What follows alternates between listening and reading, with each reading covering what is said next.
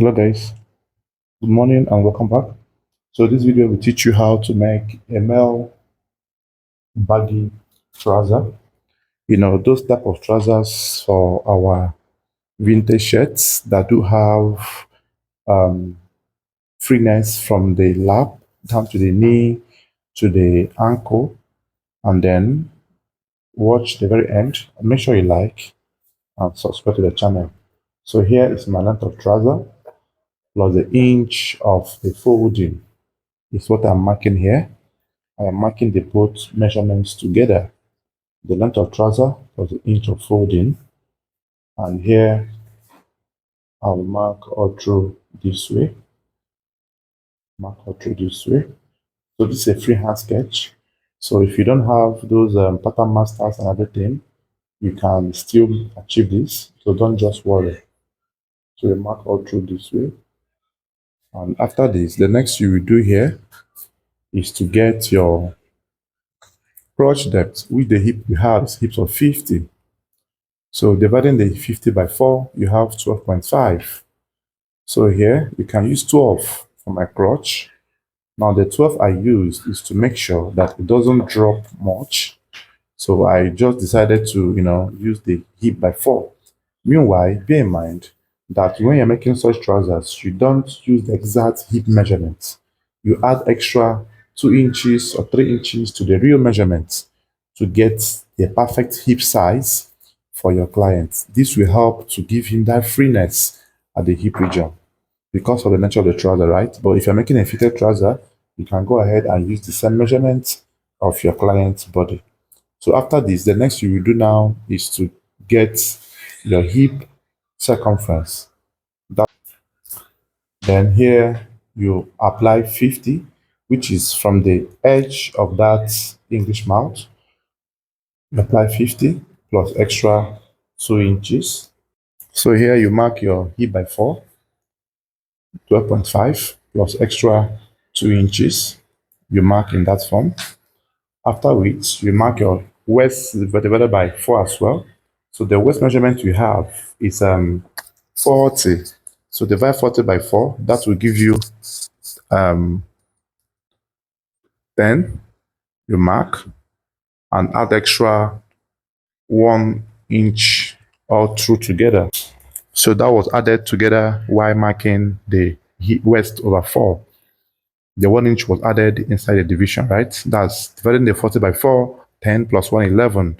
I marked 11 at once. Then from here, I, make a curve that goes all through this way. So this is a pattern, this is a freehand pattern, right? You must not really use the hip curve and everything. So after this now, you're trying to get the knee point. Divide these points into 3 equal parts. So you divide here from this point. Divide here, you divide this area into 3 equal parts, but then the upper area will be bigger. So here we have it to be 12. Mark it 12 there. And then come down, check what you have here, and then divide into 2 equal parts again, just to get the calf, the knee, right? And come on the baseline, come in by 1.5. Then come in here by 2 inches at the base, 1.5 at the ankle, at the calf, and then 1 inch at the knee. That direction.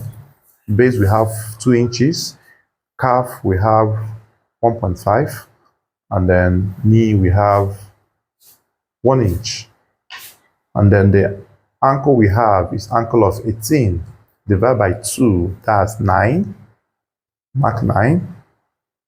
And then you also mark the same 9 on the calf in order to make sure that the calf is entering or is going to be free as well.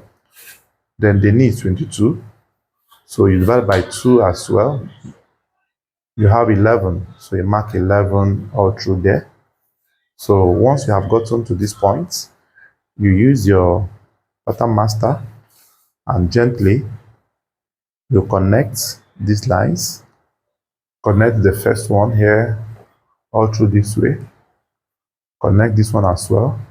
Make sure that the connection is as smooth as possible. Connect all through that way, and from here you take your pattern master, and from here you connect the 2 inches on the hip to the knee point. Carefully do this, connect in this form. So after you have done this, the next you will do is to also connect the one on the crotch area to the knee. Connect all through in this form. I have made other videos on this on my channel, but I think I did not provide a sewing tutorial.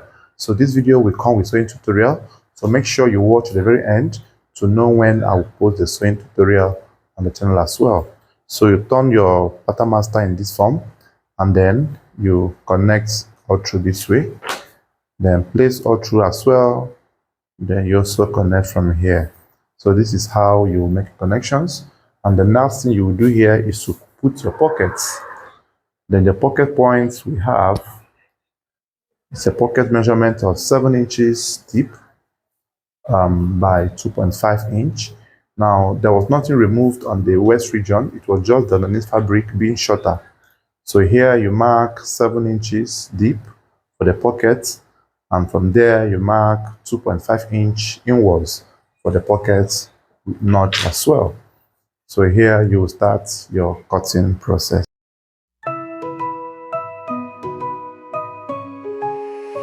I grab my sketch and make the line. Patterns flow like vintage wine. Dress in colors bold, refined. With fashion art I'm intertwined. So here we want to start marking the back panel. You just have to place it this way.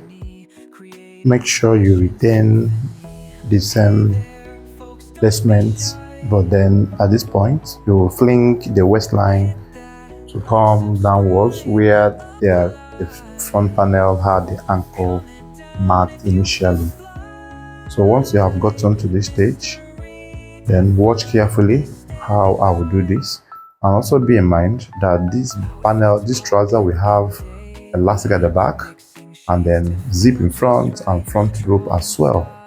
So the raising of the back panel will accommodate the band that was meant to be at the back panel already. So you tend to use the cutting as well to cut the band alongside the back panel. So you make sure you have it all through in this form, coming out all through this way, and then you get to a point where you take your time to arrange the fabric.